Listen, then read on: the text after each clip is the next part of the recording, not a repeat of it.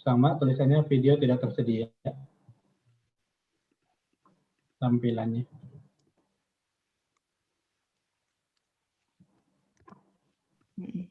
Pak, udah masuk kok, Pak. Udah bisa berarti ya? Iya. Coba aku ID-nya ada di Jarkom itu materinya. Bentar, soalnya mesti input manual. Bisa sih dibikin linknya. Oh, udah masuk nih, ada di YouTube. Kalau saya nggak bisa lihat ya. Udah ya, Dok. Di live streamnya udah ada nih for Kalau saya nggak watching. bisa lihat ya. Udah ya, Dok. Ada gambarnya kayaknya layarnya. Oh iya, ini udah masuk kok, Dok. Iya, Pak Agus nggak bisa lihat ya karena layarnya. Harus lihatnya di channel RSCM KIRANA. Oh, iya, ini Iya, udah masuk. nanti kita ngecek aja. Iya, Pak Agus nggak bisa lihat ya karena layarnya. Harus lihatnya di channel. Saya Dok, linknya Dok, saya lihat dari HP Dok. Kita ngecek.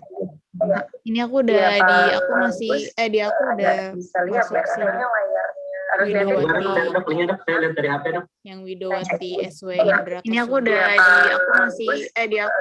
bisa lihat ya karena layarnya. Ini aku juga bisa Dok, linknya Dok, saya lihat dari HP Dok. yang Widowati SW Indra. Ini aku udah bisa lihat ya karena layarnya. Ini aku juga bisa Jadi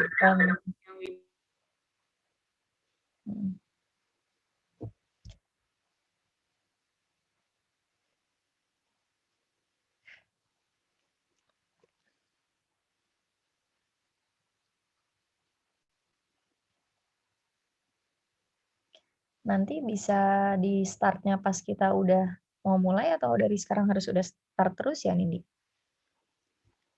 Harusnya kalau udah Kayaknya bisa di startnya pas dulu kita deh. udah mau kalau mulai udah atau sekali dari sekarang harus udah start terus ya, pernah Nindi? bisa, sekarang boleh di end dulu. Kayaknya bisa di Bisa di end dulu ya.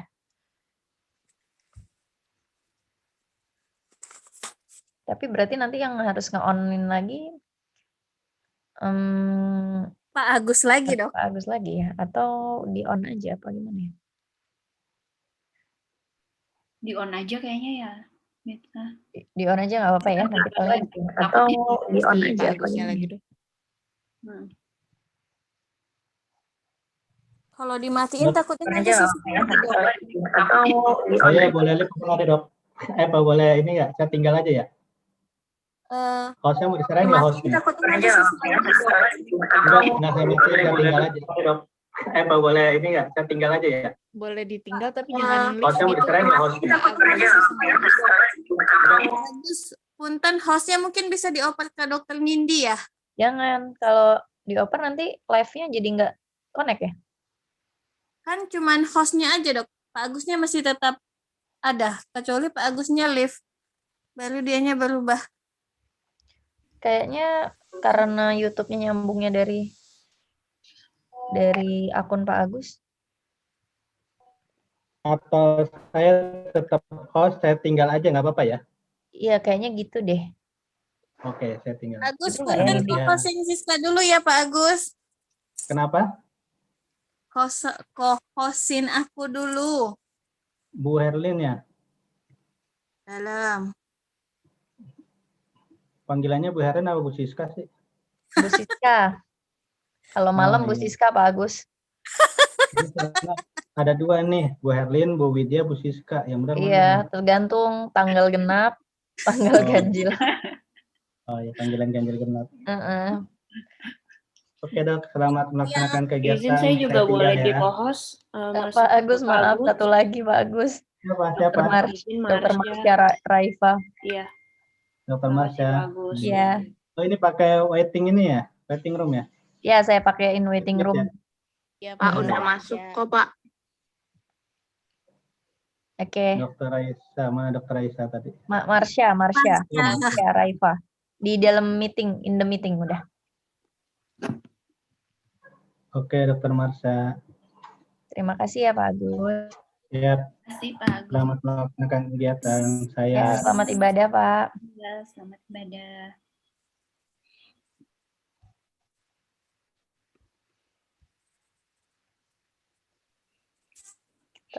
Ih, kalau mau sholat dulu aja Nindi. Udah sholat maghrib kok, Dok. Udah ya? Ya, Udah, Dok. oke. Aku juga Ya, udah. sholat. Oke. Udah. Nanti kita sholat isyanya berjamaah lewat virtual ya, Dok. Mbak Siska imamnya ya. Boleh.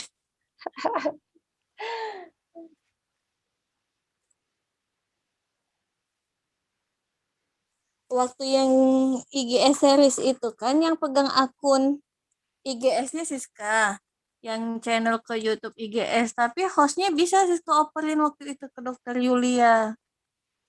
Ininya YouTube-nya tetap jalan. Oh gitu. Yang penting Siskanya nggak live dari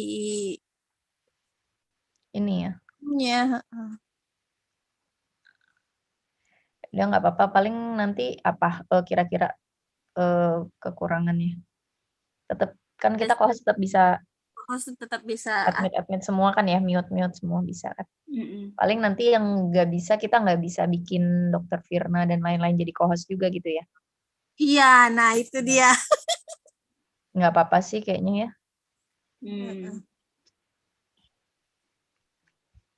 Tapi sebenarnya bisa dijadiin dari sekarang kalau dimasukin lewat emailnya, Dok. Cuman sepertinya Pak Agus sudah berangkat ke masjid, udah 18. Nggak apa-apa lah. Oh ini ada ininya. Min Kiaheng tuh, Dok. Mau dimasukin, Dok? Ya. Iya, boleh masukin aja. Ya.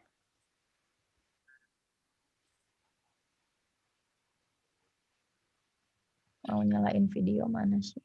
Ya, aku. Hi. Good evening.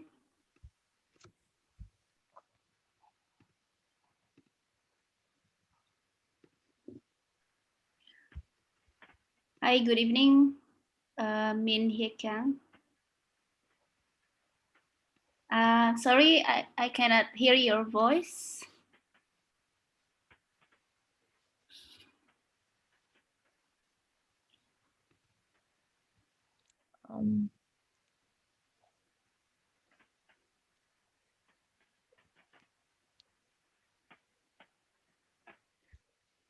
Good evening, Dr. Min. I think we still cannot hear you.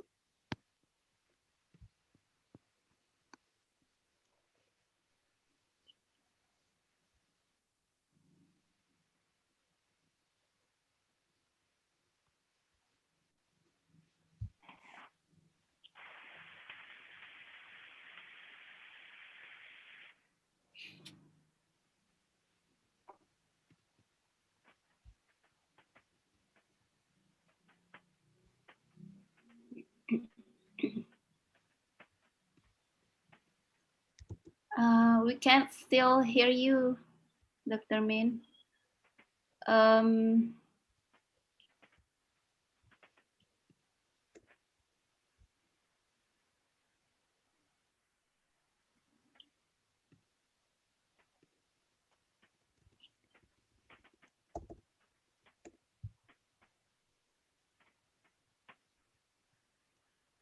Ada Hanifah di admit aja ya, Mit?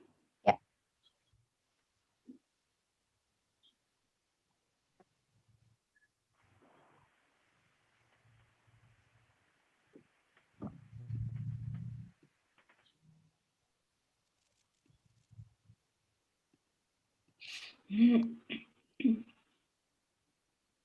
Can you hear me now?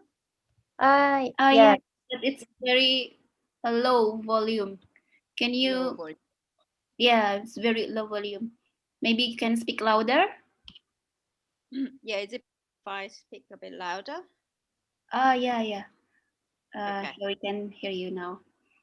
Okay. Do you want to Yeah. test your slide? Yeah, I'll just open that up now. Okay.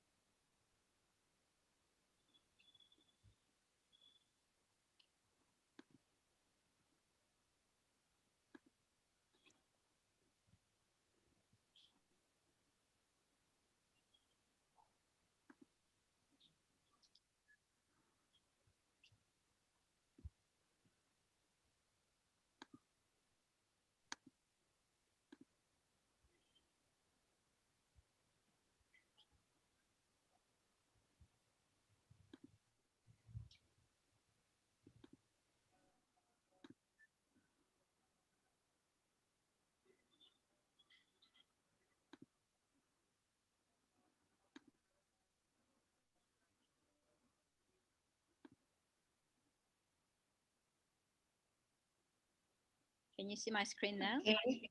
Yes, we can see your slide. Good. Is there any video? No? No video. Okay, good then.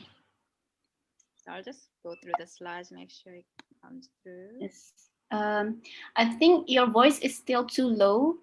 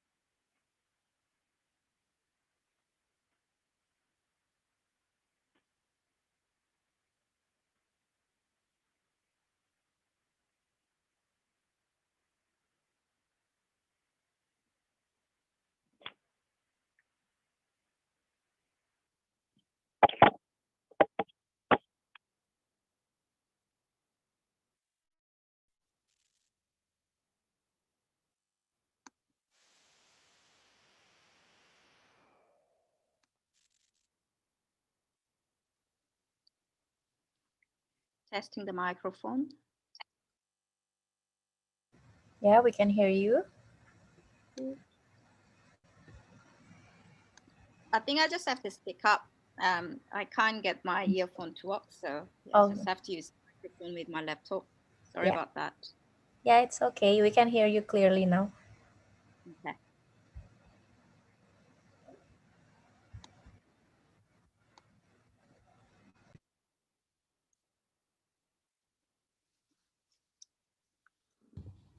Hello, hi. Hi, Prof. Morgan. Morning, Prof. Sorry, I only just saw your email. I've just been catching up on emails. I'm so sorry. Yeah. I would have joined in earlier. Yeah, that's okay, Prof. Hello, hi. Oh. Hi, Prof. Morgan. Morning, Prof. Sorry, I only just saw your email. I've just been catching up on emails. I'm so sorry. I would have joined in earlier. Yeah, that's okay, Prof. Hello. Looks like we might have an echo happening. Yeah. Oh, Dr. Firna is here now. Oh, good. Now, how are you all? Are you're all well, I hope. Yeah. Prof. Oh, You are good. very well. Now, have you met Dr. Min Kang? She is one of our registrars here in Perth. Yes. She's got a baby 2 years old, haven't you, Min? Oh. Yes. Diella, you've got children, and so have you, Artie, haven't you? Yes. 8 years old and 3 years old, Prof. Right. So who's looking after them at the moment? My husband and my mother-in-law, but one of them is here right now, actually. Oh, terrific. Oh, terrific. Want to know about it also.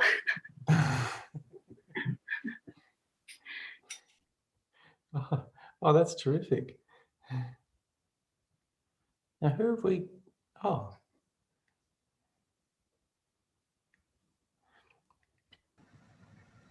Now, Min, we're recording this, aren't we? Is that right, Diella? Yes. Yeah, we're recording, and we also share this through YouTube Live, Prof. YouTube. Oh, YouTube Live. Wow. Yeah. You guys know all of these technological things. I'm afraid I'm pretty old-fashioned. We have very high-tech registrars also, Prof. All right. Yeah, I know you do. Now, how's the vaccination program going in Jakarta? It's still ongoing, Prof. Right.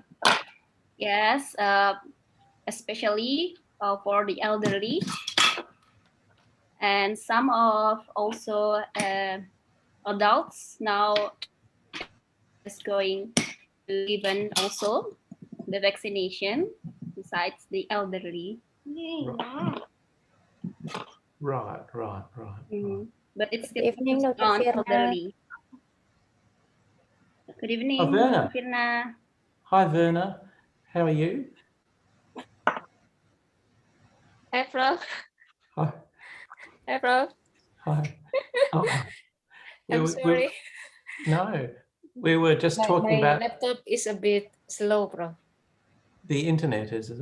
Oh. Not the internet, but the laptop is very slow. Right. So have you started Ramadan yet? Has that started? Or? Yes, Prof. Oh, right. And how long does that continue for? For about a month, Prof. A month, four weeks, right? Yes, 4 weeks. Yes. So it's already 7 days. So right. it will be next 21 days, Prof. 23 days. Usually 30 days or 29 days. Right. Dr. Firna, do you want to try to share your screen? Okay. Just briefly. Who's this? Me? You're talking to? Dr. Firna. Oh, Dr. Verna, yeah.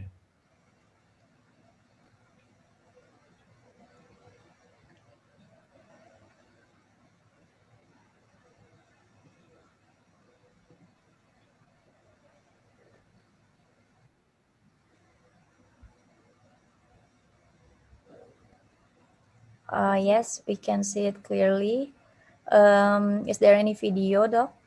Only one, I think. Only one. In the last, last one. You want to try it?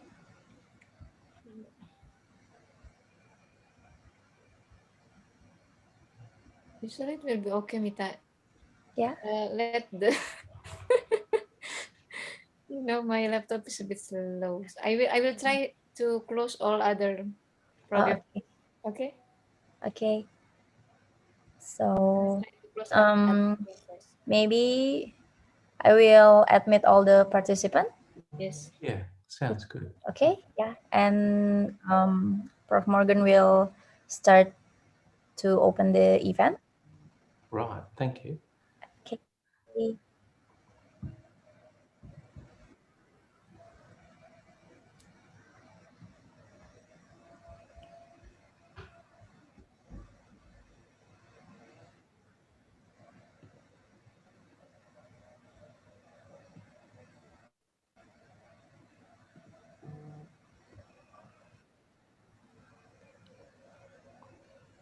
Now, Artie, your title is a resident, is that right? You don't have registrars. I mean, you don't use that title in Indonesia, I don't think, do you? Yes, Prof. It is called residence in Indonesia. Yeah. So, Min, to avoid confusion, I'll say that you're our resident, okay? Because it's the same position, basically.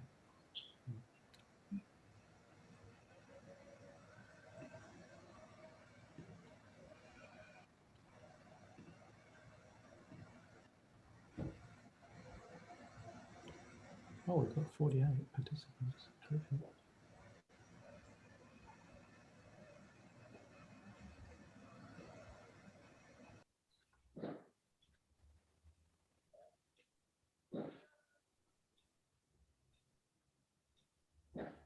Oh, looks like we have Peter Richardson here from Western Australia as well. Hi, Peter. And we have lots of people. That's terrific. Verna, should I make a start, do you think? Yes, Prof, please. Let's start. Yes. Look, it's my great privilege and honour to introduce our speakers tonight. So this is our second Indonesian Australian Glaucoma Lecture Series lecture. And Dr. Min Kang one of our residents here in Perth is going to present on a somewhat complicated case related to glaucoma drainage device utilisation. And also Dr. Verna Octariana is going to present on the practical aspects of glaucoma drainage device utilisation using the, I'm assuming you'll talk about the Verna GDD use in Indonesia as well, Verna. So without any delay, this is Dr. Min Kang, you're in your 4th year of training, I think, Min. And Min's also doing a PhD and she has a 2-year-old baby. So she's quite busy, but we're all busy. So Min, thank you very much for presenting.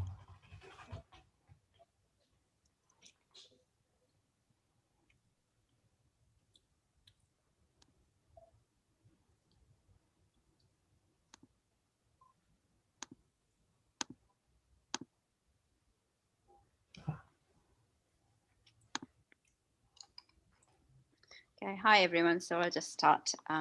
So this is a case presentation of unilateral hypertensive uveitis.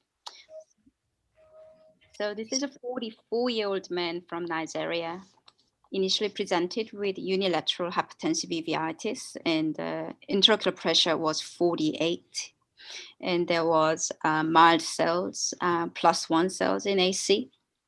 So it was initially treated as an acute angle closure with Diamox and all topical treatment, and laser PI was done, and the pressure was successfully came down to 21, and angle opened up, and all medication was tapered off.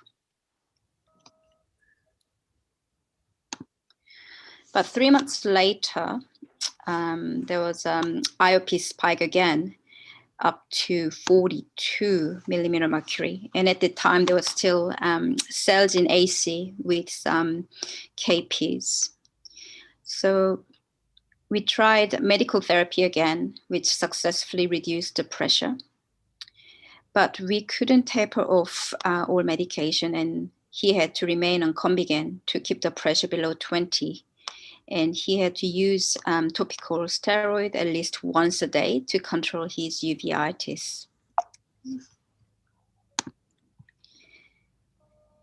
So to find the cause for anti-uveitis, so we did quite extensive workup. So systemic review was not significant of any specific pathology. And the HLA-B27 along with quantiferon gold and syphilis serology was negative, and also ANA, ANCA, and ESR was also in normal range.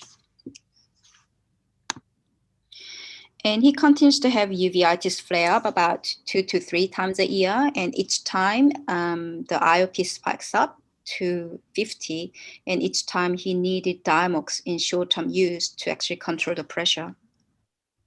And this is a successive field change for a couple of years, and you can appreciate those. Started with superior scotoma that has expanding, and also it's more deep over time. So decision was made to put a Molteno tube in this young man, combined with phaco, and that was about 4 years after his initial presentation. 2 months post-op, bleb was nicely formed, but he was going into hypertensive phase, and the pressure was about 38. So he had quite a long period of about 6 months of systemic steroid as well as NSAIDs.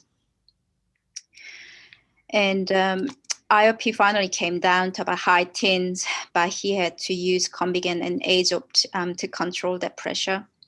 And he still continues to have uveitis flare-ups a couple of times a year. And at the time, disc was already pale with cup to disc ratio of 0.9. And pressure, patient couldn't tolerate Diamox as well as before, and he could only take 1 tablet twice a day. And this is a progression analysis of Humphrey visual field. So it is showing with the arrow where the first Molteno tube was placed, and you can see a drop on the VFI. and it has remained a reproducible field for the next couple of years. And you can actually appreciate on the OCT that asymmetric change between right and left eye with superior and inferior thinning. And there was quite marked retinal ganglion cell loss on the OCT as well. So at the time, because we are still seeing progression after first Martino, we had a couple of options to consider. One is doing second glaucoma drainage device inferotemporally, or second option would be piggyback tube, or we could consider cyclophotocoagulation that can be transcral or endoscopic. But things to consider in this case was it's quite young patient of African descent of more scarring process. And also he's still having uveitis, few about a year of unknown etiology, and each time the pressure goes up. And the fellow eye was good vision with a healthy optic disc. So a couple of months ago, he underwent piggyback Molteno tube. So I just wanted maybe spend next 5 minutes or so to see what evidence is available on the literature to guide us, I guess, what is perhaps best option in this kind of refractive glaucoma after first failed tube. So there's actually meta-analysis which was published last year on Journal of Glaucoma on the outcome of the second glaucoma drainage implantation, which can be Ahmed, Molteno, or Bavelt. So that included 9 studies and 250 eyes were included. So one-line summary probably would be that it showed that second glaucoma drainage device is effective in lowering the pressure, but most of them still required medications in topical forms. And also second tube tends to fail earlier than first tube. So if you look at this Kaplan-Meier survival analysis, it's showing that about 80% of the patient had what they consider as a success, which was pressure less than 21 in the first 1 to 3 years. But most of them needed medical treatment to maintain the pressure. And probably the most common complication, as we would expect or feared, would sensation with the 2 tubes in anterior chamber. And also this analysis showed such corneal edema as the most common complication. And to just think about the mechanism for corneal decompensation, there's quite a nice article in JAMA Ophthalmology. So they summarize as 3 factors. One is mechanical trauma between corneal endothelium and with the eye rubbing, and when the eye pressure goes down, there will be physical contact. The second would be change in composition of aqueous humor. So they measured that there's an actually raised level of cytokines and interleukins, just for the fact that the eye has a foreign silicon tube in the eye. And then lastly, change in the flow of aqueous humor dynamics that leads to the less efficient metabolic exchange with the corneal endothelium, because we're actually changing the physiological flow of aqueous humor by putting the tube in. So this slide, I just want to briefly talk about piggyback drainage.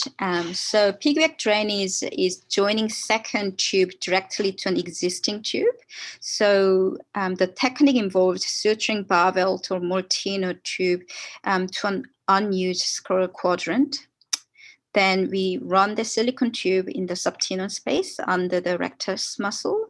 Then that goes into the encapsulated bleb of the primary plate, so that we don't put a second tube into the AC, but in fact it's just draining from the pre-existing bleb from the primary plate. So actually this is retrospective study that was done locally in WA. So this study looked at 18 eyes, average follow-up of 6 years. So both Bavelt Temoltino 3 piggyback drainage device was used. And its success rate was comparable with the second tube. So with piggyback, it was about 44%, whereas traditional second tube into AC is about anywhere between 40 to 60% range, depending on which study you look at. And I guess the advantage of this is that one would expect reduced rate of corneal decompensation by avoiding putting a second tube into the AC. And as such, the study showed reduced rate of corneal decompensation of 11%. So the graph on the top is showing just vertical scatter plot of pre-op and post-op IOP, and it's showing effective in lowering pressure. And if you look at the graph on the right bottom, it's showing the Kaplan-Meier survival curve. So what it's showing is that success rate at about 1 year was 72%, and it reduced substantially to 44%. Average follow-up about 6 years. And it also showed that if the pressure was well controlled after 2 years, then it's likely that in the long term. Okay, so how about cyclodiode laser then?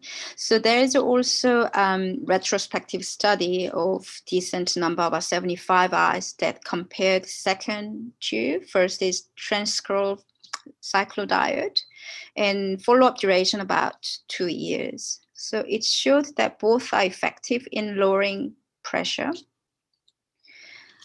but cyclodiode failed earlier than the second tube, and the average survival time was about 2 years for the cyclodiode, whereas about 45 months for the second tube. And with cyclodiode, that's usually associated with higher risk of hypotony, phthisis, uveitis, and vision loss. And however, this retrospective study showed that, in fact, there was more post-op complications were noted in the second tube.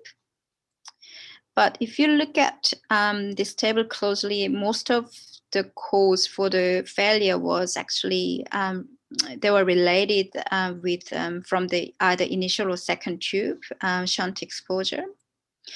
But if you look at just hypotony, actually there was a lot more. So 10% of hypotony was reported in the cyclodiode, whereas none of the cases had hypotony in the second tube. And there was no phthisis in either groups.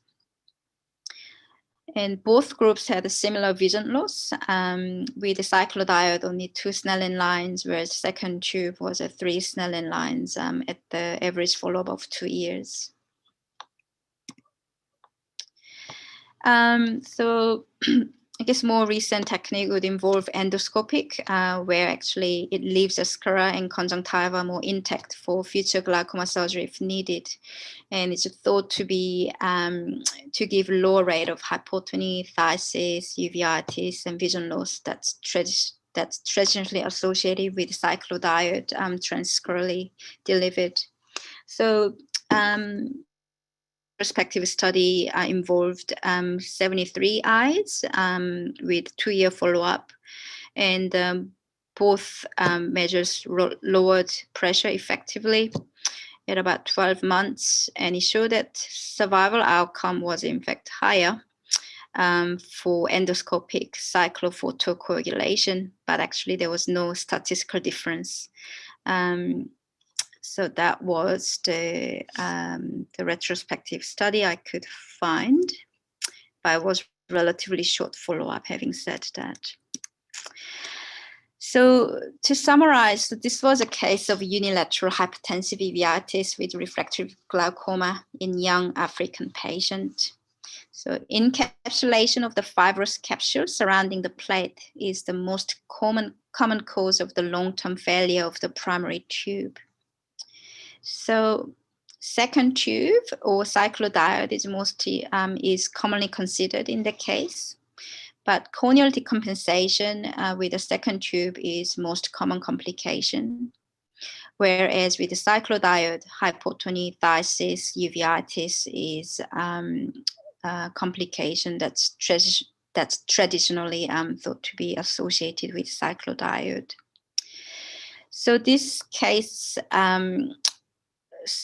shows that piggyback tube offers it's a viable surgical alternative, particularly in patients at high risk of corneal decompensation and where cyclodiode may have more complication as mentioned before. So, yep, that's the end of my slide.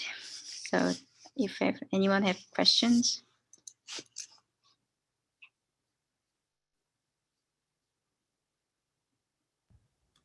Thanks very much, Min. That was a terrific talk, a nice case and very nice literature review. I think you've really highlighted the dilemma that you face if and when the GDD begins to fail. And unfortunately, those of us, if you do enough GDDs, you'll have some that fail, unfortunately. Perhaps one other point to note is that what we didn't find it to be significantly associated, but we strongly suspect that it is in our original study, that the longer the primary GDD survives, the more likely a piggyback or a second implant will work. So what I mean is that if your GDD fails after only 2 years, then it's very unlikely that a piggyback or a second GDD is actually going to work. In that case, you can still try, but it might be worth doing cyclodiode or something else. Min, we might reserve questions till after Werner's talk. I think Werner will touch on some other issues to do with GDD, but that was a really excellent talk. Thank you very much. No problem. Thanks, Werner.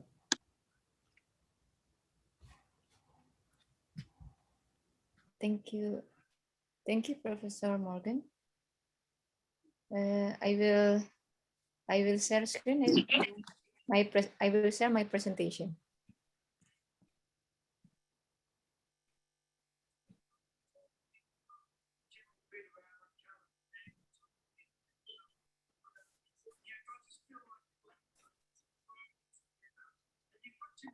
Hi everyone, I'm Dr. Firna from Cipto Mangunkusumo Hospital, Faculty of Medicine, University of Indonesia. I will share my talk about glaucoma drainage device for refractory glaucoma. As we know that refractory glaucoma is a glaucoma that unresponsive to glaucoma medication or laser or filtering surgery, usually related with other inflammation or trauma, neovascularization, certain eye condition like ICE, epithelial downgrowth, eye-related syndrome, etc. And also it could relate it with intraocular surgery such as keratoplasty, vitrectomy, and etc. And we know that the pathophysiology of refractory glaucoma will depend on the causes of the glaucoma itself. As we know that like in uveitic glaucoma, it is related with the inflammatory reactions that cause severe peripheral enterosynechia with or without pupillary block. And even in late condition, it could be complicated with a neovascularization. For neovascular glaucoma, we know that there is a fibrovascular tissue that blocks the aqueous outflow.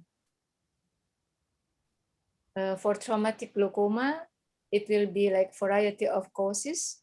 It could be like angle disruption, or could be vitreous block, or severe inflammatory reaction, and so on. It depends on how the mechanism of the trauma is.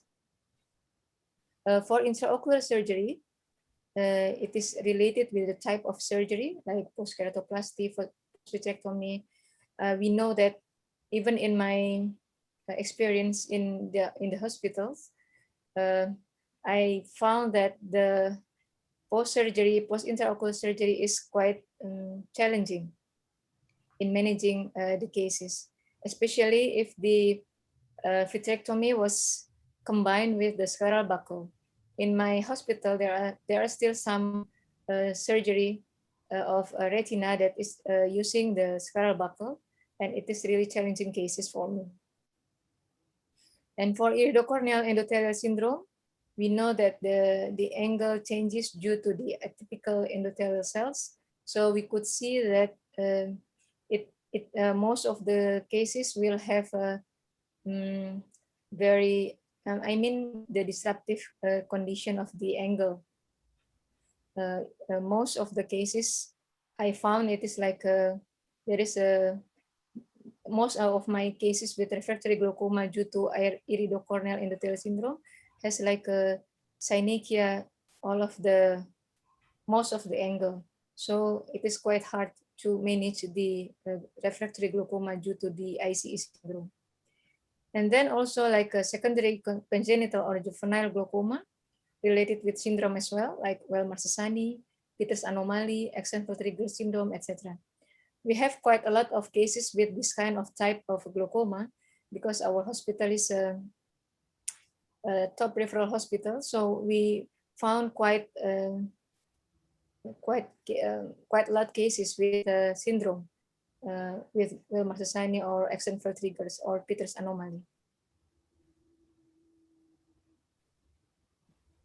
How is the proposed management for refractory glaucoma?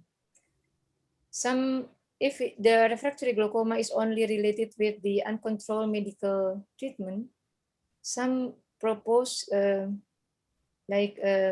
minimal invasive glaucoma surgery is not as good as other kind of glaucoma surgery actually, maybe except for subconjunctival mix like SEN. But I know that my experience in SEN is not, we don't have an experience in SEN in Indonesia yet, especially in my hospital, not yet. But hopefully we will know whether it has good effect in refractory glaucoma, especially maybe like for pseudophakic glaucoma. I don't know if the pseudophakic is not that bad. Maybe the conjunctiva is still good. Maybe the lowering effect will be quite good. For trabeculectomy and mitomycin C, we have several cases with a patient underwent trabeculectomy actually. When we have difficulties in having a glaucoma drainage device, we were doing trabeculectomy in refractory glaucoma cases. And we found that because of the inflammatory reaction, the failure rate is a bit higher. One study is our study on secondary congenital glaucoma treated with trabeculectomy. It has a very lower success rate compared to the GDD. It was a descriptive study done by my resident actually. And it found that in secondary glaucoma, congenital glaucoma treated with trabeculectomy, the result is very poor. In other study, comparing it with TVT study, they got a 1 year follow-up. Trabeculectomy is about 87%, and Wilson et al. At 1 year follow-up got 83%. But we know that trabeculectomy related with wound modulation and inflammatory reaction. In our cases of refractory glaucoma, it has lower success rate. So we move to glaucoma drainage device. We know that the BLEPs form related with inflammatory reaction and also the pro-inflammatory cytokines in the aqueous. This is one of my patients, the anterior segment OCT of the GDD like this. And thank you, Prof. Morgan, for the scheme. This is the GDD for the Molteno, I think. For the we put that in between the muscle for our GDD as well. But we know that there are several GDD in this world with a non-valve or valve. We know that valve like Ahmed glaucoma valve drainage and also Krupin, but I haven't using Krupin yet. I only have an experience with Ahmed and also Barfeld with non-valve, and also like Molteno is also non-valve, and the GDD VGI that was invented by us, me and Professor Morgan. There are results of various GDD in refractory glaucoma. I got this from a textbook. Actually, there is from neovascular glaucoma, we could see there are several cases using Barfeld, Molteno, Krupin, and also Ahmed in this study. We could see that in neovascular glaucoma, the success rate was varied between the 36% to the 22% to the highest about 78%. The Barfeld. The follow-up, we could see that the longest is actually this study with the Krupin. It found that only 36% after 58 months. And also in eyes with uveitic glaucoma, we could see there were variety of success rate between the GDD like Barfeld, Molteno, Ahmed. But the success rate is quite good. They found that it is from 75% to 100% even. The longest follow-up is Molteno, Molteno, 85 months with the with the success rate about 83%. It is from the 30 patient out of 36. And also for in eye with developmental glaucoma, there were also several studies. We could found that the variety of success rate between 44% to 100%. But this 100% is on the follow-up is not that long, about 18.4 months. For the mostly, like we could see, the longest one is about 50 months. It's about 60%. We know that GDD, like trabeculectomy as well, it's also have like a decreasing success rate over time. So we have to watch out our patient when we manage refractory glaucoma. This is in patient with aphakic and pseudophakic eye. We could see a variety of study from Molteno to Ahmed to Barfeld, and we could see the variety of success rate as well. From the single plate Molteno, about 50%, to the highest one is the Ahmed, about 88%. But as we could see that the longest follow-up is 48%, 48 and 6 months, with the number of success rate about 56%. We could see if it is like in earlier, it's about 88%, but you know that glaucoma surgery will be related with wound modulation. So we have to follow up our patient. This one is, I haven't published it yet. I think I have to work it with Professor Morgan about this. We have a 1 year follow-up for 236 patients with primary angle closure glaucoma about 20, primary open angle glaucoma about 24, juvenile or congenital glaucoma about 40 cases, and most cases about was secondary glaucoma. It's about 152 cases. We collect this patient since for this study, but from 2017 until 2020. And we could see that the follow-up, the last follow-up for the 12 months is about 15 millimeter mercury, the IOP. This is the our GDD. When we do the rabbit examination, rabbit study in Bogor Agricultural Lab,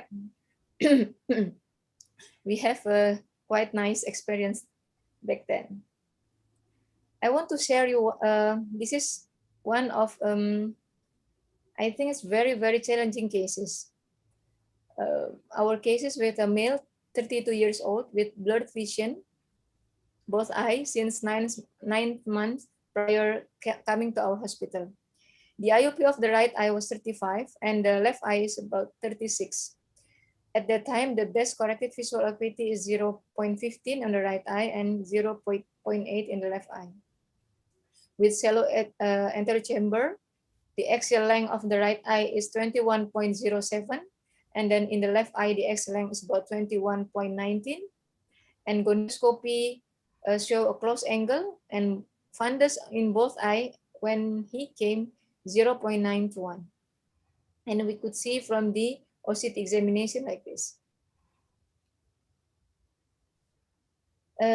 This patient we follow up until last month actually, but you could see the patient when he was first come, this is the right eye.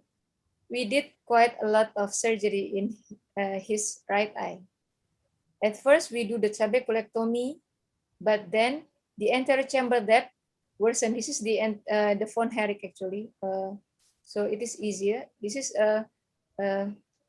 was made by my resident, Dr. Dita, this graphic. You could see that after the trabeculectomy, it has he has a shallow anterior chamber. Then we perform the phaco-IOL and VGI.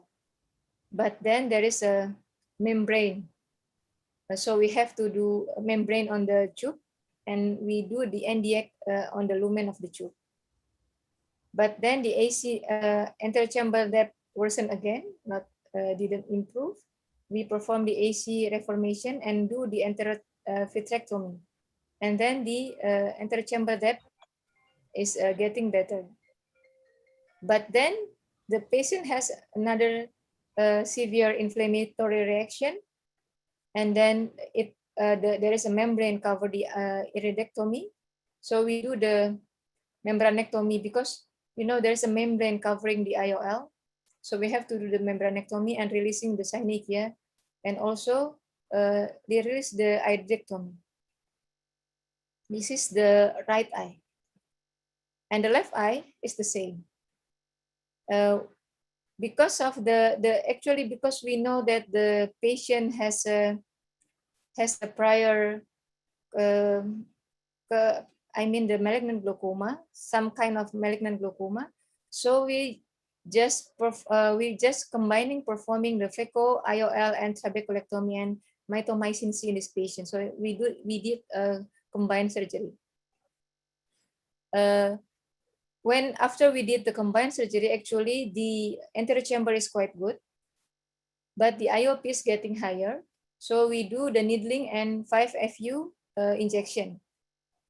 And you could see, because of our first experience with the right eye, we after the surgery, we gave the cycloplegic in this patient. So you could see that the anterior chamber is quite good. But then the anterior chamber depth is also worsened. And then we do the anterior chamber deformation and vitrectomy. And then also we, later on, we put the VGI in this patient.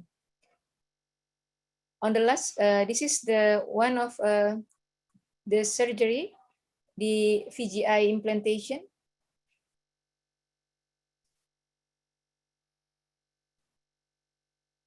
As you could see, sometimes I use the fornix base, sometimes limbal base. In this case, I do the limbal base actually.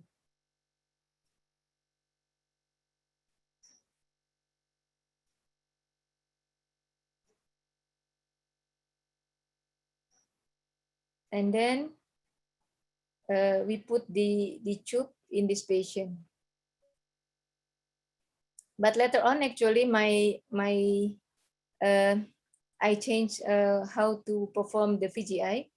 Later on, I'm making the flap and also a scleral graft. This is the condition, the last condition on March 26, 2021. The BCVA of the right eye is 0.15. The BCVA of the left eye is 0.5. The IOP of the right eye is 15 mm mercury and the left eye is 16 millimeter mercury, both on timolol 2 times a day. And fundus of the right eye is 0.8, 0.9, and then in the left eye is 0.6, 0.7. In the second case, it has been a quite long cases actually. This is the patient with glaucoma, secondary glaucoma due to the uveitis, complicated with the neovascularization. As you could see, there is a neovascularization in the both eye. The patient came on 2013 September with visual acuity both eyes, light perception with good projection. The right eye has a IOP 17 because actually this is the female. Actually, she has a trabeculectomy prior coming to our hospital. But the left eye, the IOP, the right eye is functioning black, so the IOP is still 17. But in the left eye, actually the IOP is 39 millimeter mercury. With glaucoma medication, it is in full glaucoma medication with oral medication and also with topical medication. So I did the GDD and phaco-IOL on both eye. The first one is in the left eye and then the second one in the right eye.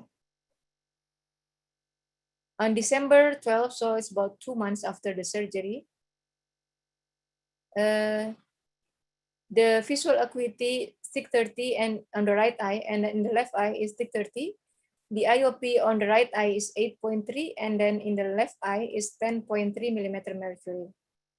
After 4 years, I follow up this patient until 2019, but I didn't put the latest data because the patient now live in Palembang in South Sumatra. So after 4 years, so it is on 2017, the last time I recorded the follow-up. It is both in the right eye 612 BCVA and the left eye is 620. The IOP in the right eye is 11 and in the left eye is 13 without glaucoma medication. And the patient actually still controlled routinely every 4 months until the last on 2019 until now. She didn't follow up. She didn't come to our hospital anymore. So sometimes we have refractory glaucoma with first GDD failed. I know both cases that I show you, it's like nice cases. But I know like Dr. Min has also shown us, sometimes refractory glaucoma is not that easy. If one GDD failed, should we put another GDD or try to cyclodestructive procedure? This is the clinical result study of sequential glaucoma implant. This is for the sequential glaucoma implant. So it means there are the second glaucoma, second GDD. As we could see that the success rate is varied from the 37% to the 70%. And this is from several studies on 2000 and 2002. And there are also studies that comparing the tube and then also the cyclodestructive procedure. As we could see in this study, this study is actually done by several. I haven't doing the study like this. Comparing about the CPC and then after tube or tube after tube. As we could see here, for the tube after tube, it is quite good. But the complication, as we could see in this study done by Sever, for the CPC, it is interesting because actually one has a better vision, 22 has same vision, but the worst vision only 6. Compared to the tube, the second tube, the same vision is 6, but the worst vision is 9. So it is more, in this study, it is more worsened vision compared between the second tube after the first tube. And comparing the CPC and then also the sequential GDD group, we could see the preoperative in CPC 22.4, the preoperative, and in the sequential GDD it is 22.60, and the final follow-up for cyclodestructive is about 16 millimeter mercury, and for the sequential GDD it is about 15. I have one case with this patient was a patient with Graves' orbitopathy. He had been treated with bilateral tree-wall decompression and corneal graft of the right eye, this one, but then it is failed, and the IOP was very high. The visual acuity of the right eye at the first time coming to me is light perception with good projection, and the left eye was light perception with wrong projection. Previously, the left eye had been treated due to bacterial corneal ulcer. And then on January 20, 2011, the patient had combined Boston K-Pro. It is actually done by Dr. Antonio from Orbis. And then it is a concurrent surgery actually, combined surgery. So he did the Boston K-Pro and I did the Ahmed implant surgery in this case. It was in 2011. This is the surgery that done by me, the Ahmed implant on that time.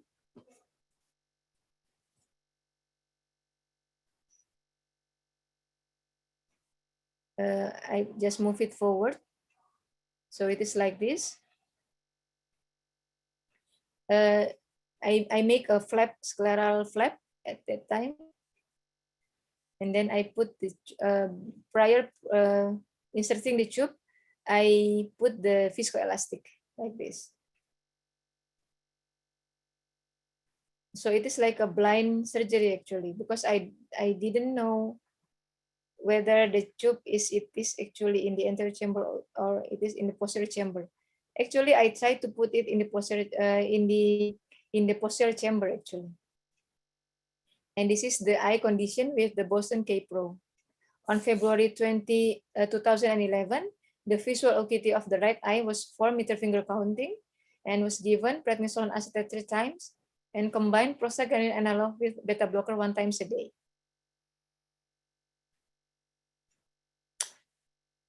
And then on July 2011, the IOP of the right eye increased despite maximal glaucoma medication at the time.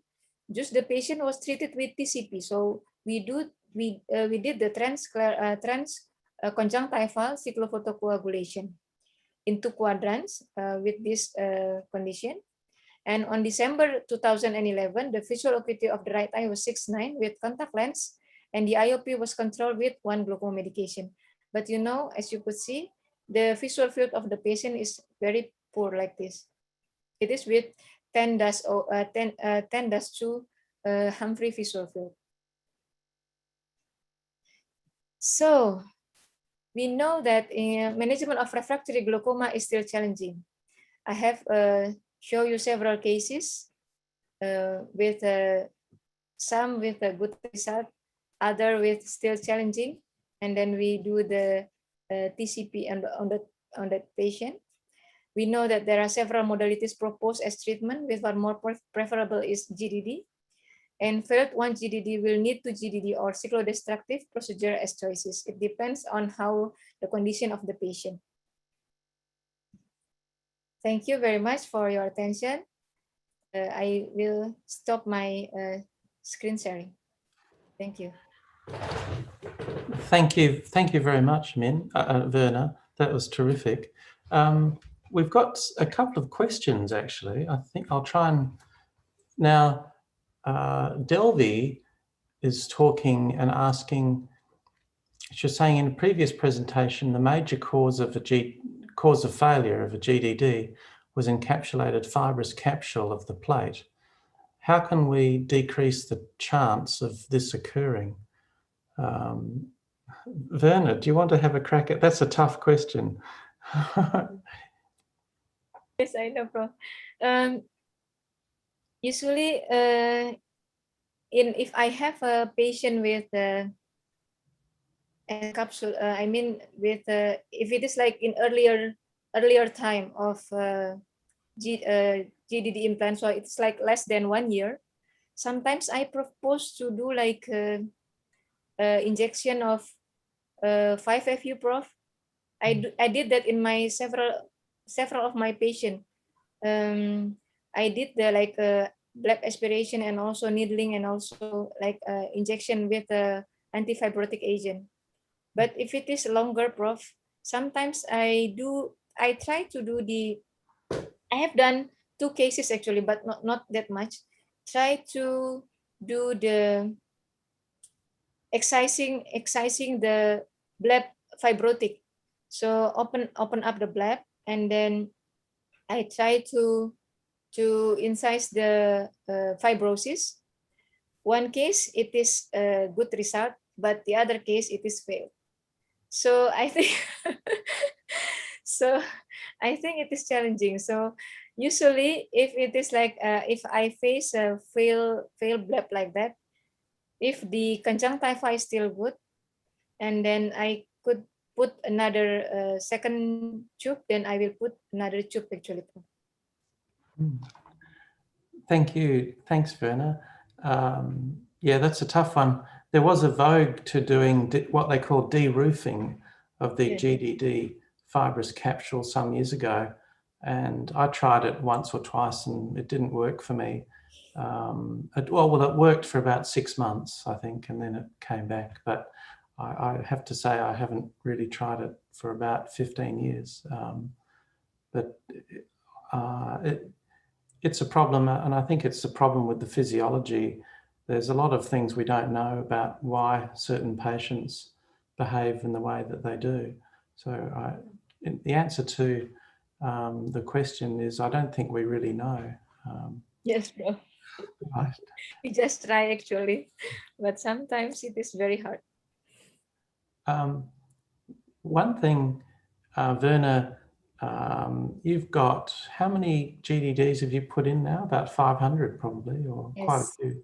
Yes. And we're just starting to get the numbers to look at subgroups. And I think the last time we did that, we were surprised to see, if I recall, that angle closure glaucoma patients seem to fail more easily with GDDs. So we haven't got enough numbers yet to really know if that's true, but it's a little bit surprising and a little bit concerning as well, given how common angle closure is in Indonesia.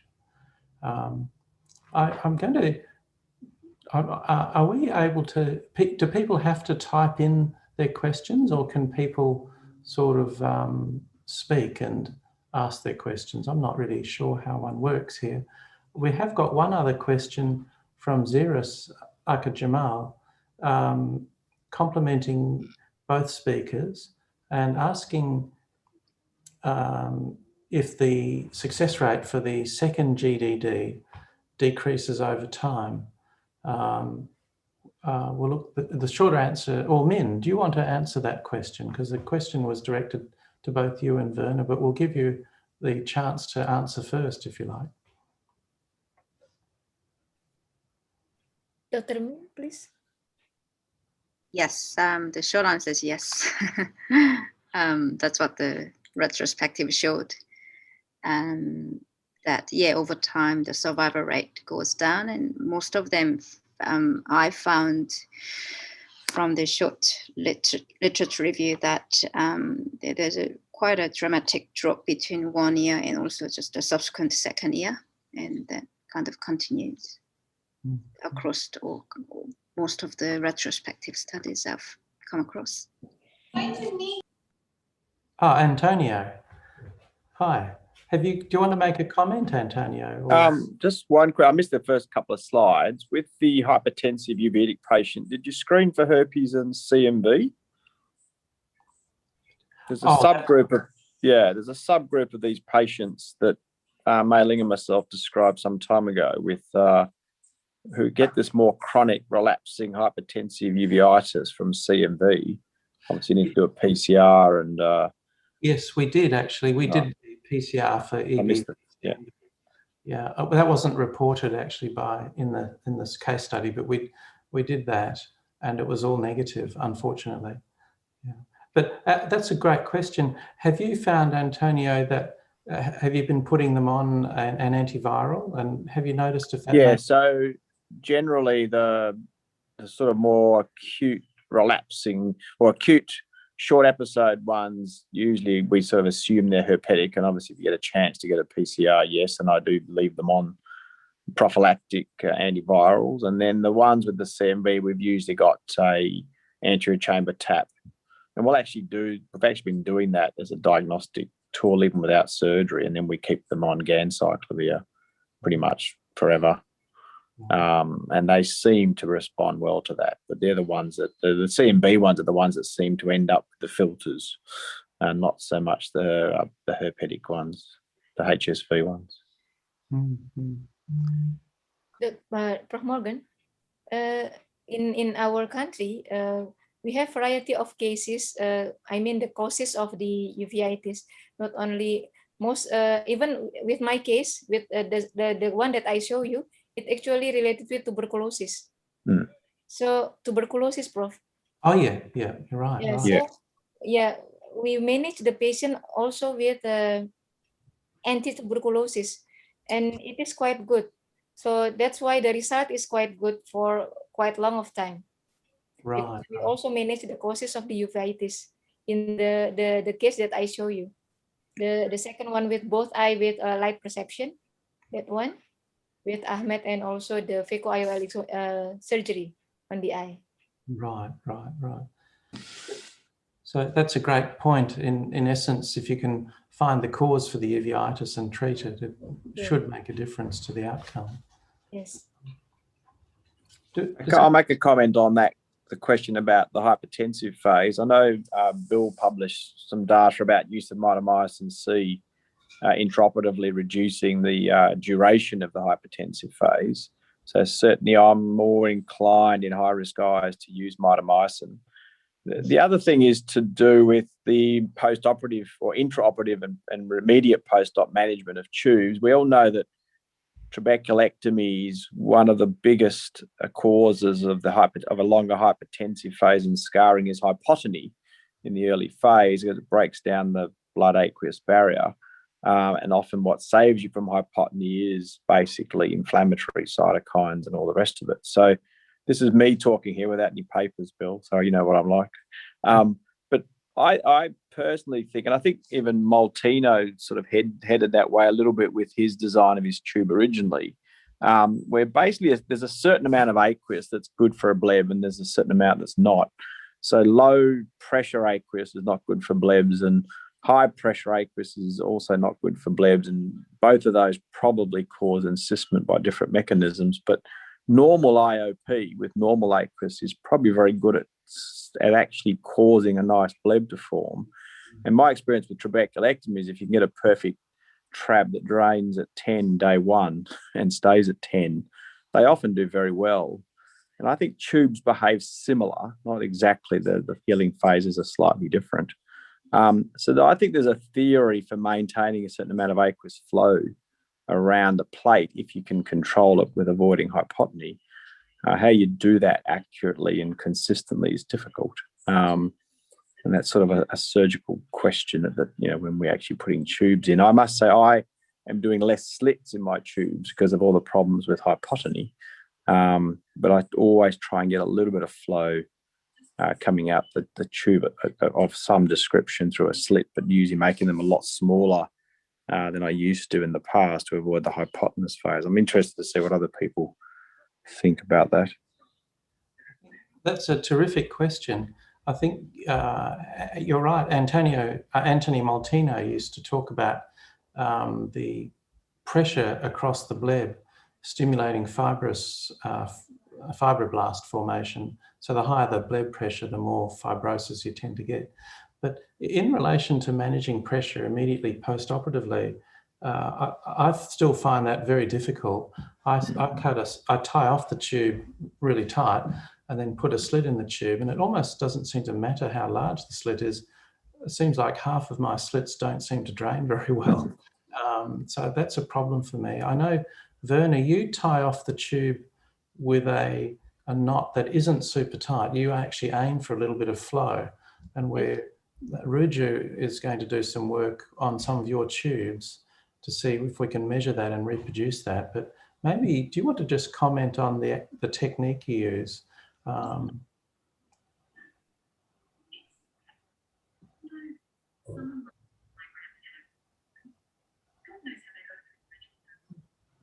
Werner, are you there? Sorry. Yes, Prof. Yes. Do you want to comment on the technique you use to tie off the... Oh, yes, Prof. Allow a little bit of flow. Actually, I did my tube ligation, not like close fully. So it's like there is a small leakage from the tube. So I didn't do the slit like the Prof. Morgan do.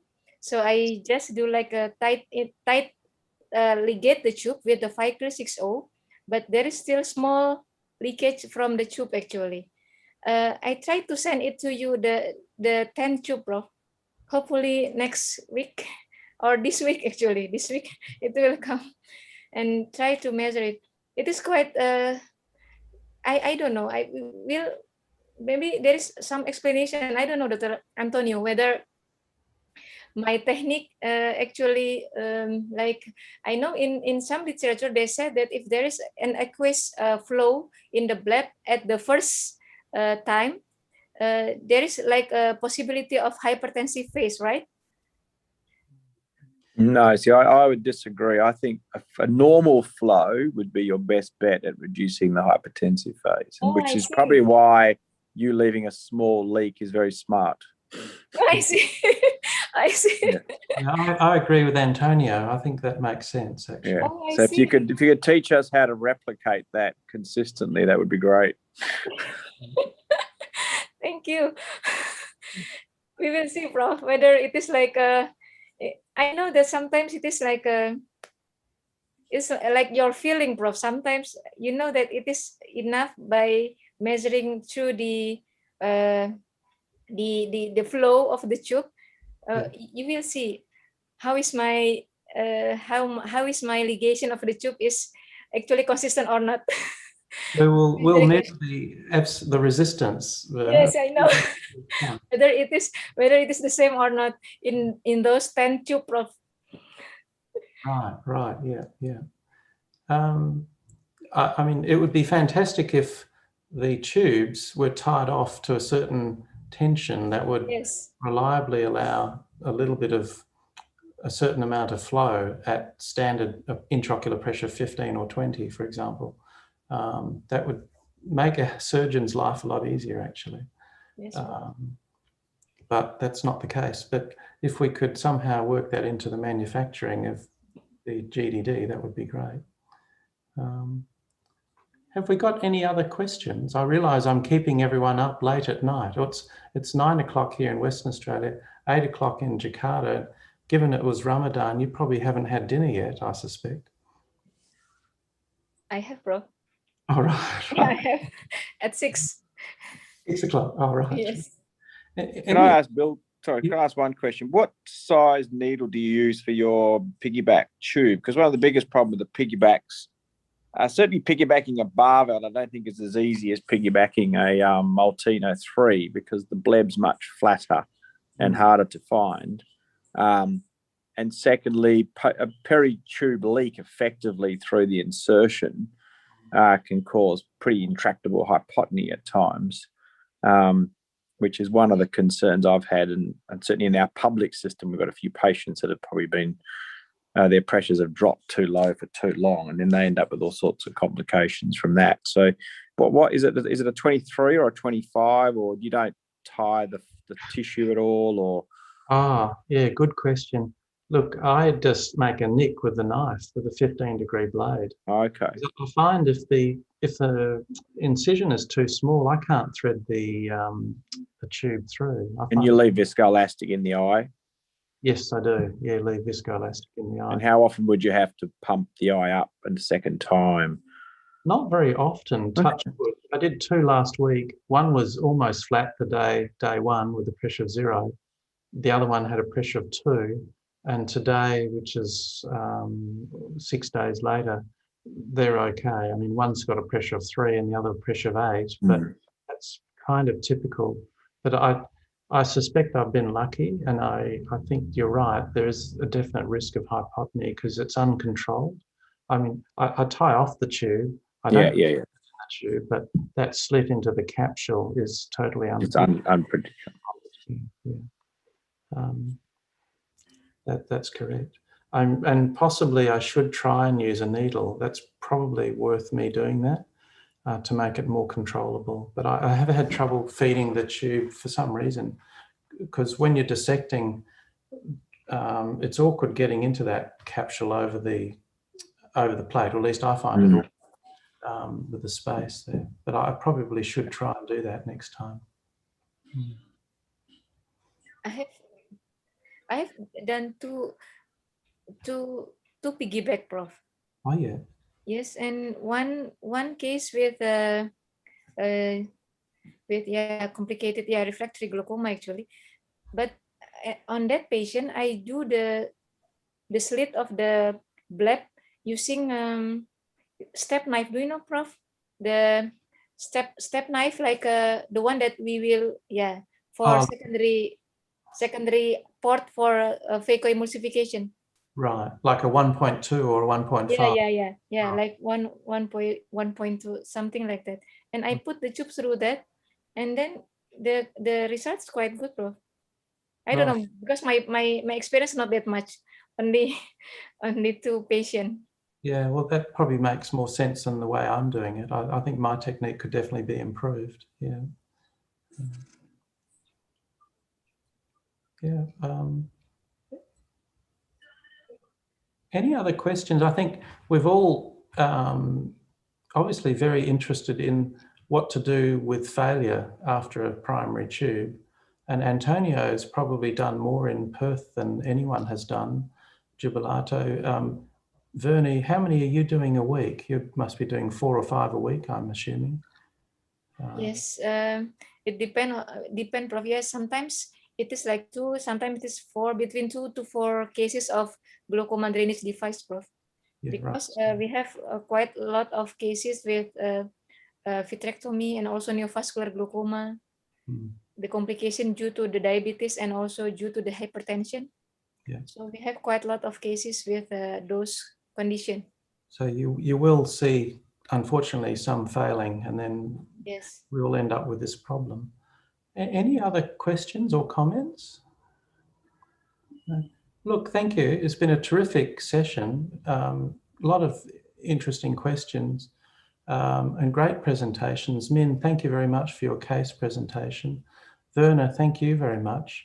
And we look forward to the papers you're going to write on the data, the 2-year follow-up data. That'll be terrific. Thank you, Bro. Thanks, everyone, and very best for the rest of Ramadan. We'll see you in a few weeks' time. Thank you, Dr. Prof. Morgan. Thank you, Dr. Antonio. Thank you. Bye. Thank you, Dr. Min.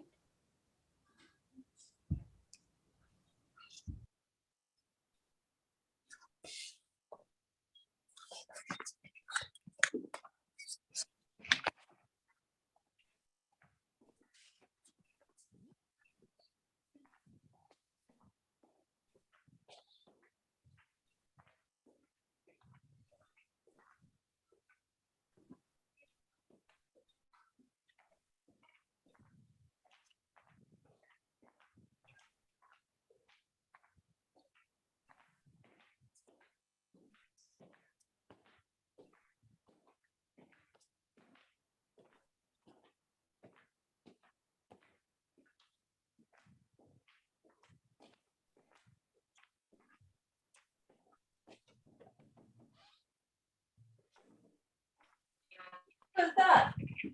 This interlude. Oh, what? You were saying, Charlie.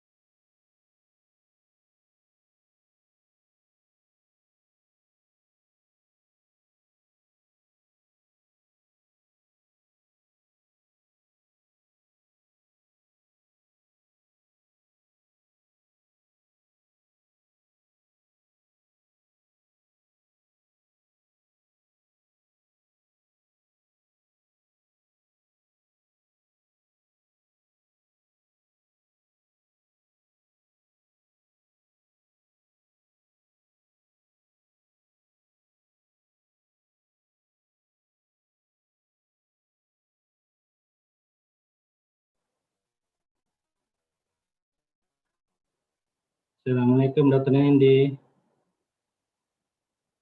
Udah selesai Waalaikumsalam. dok ya? Udah, Pak. Udah, oke saya close dok ya? Ya. Bagus, iya boleh di-close, Pak.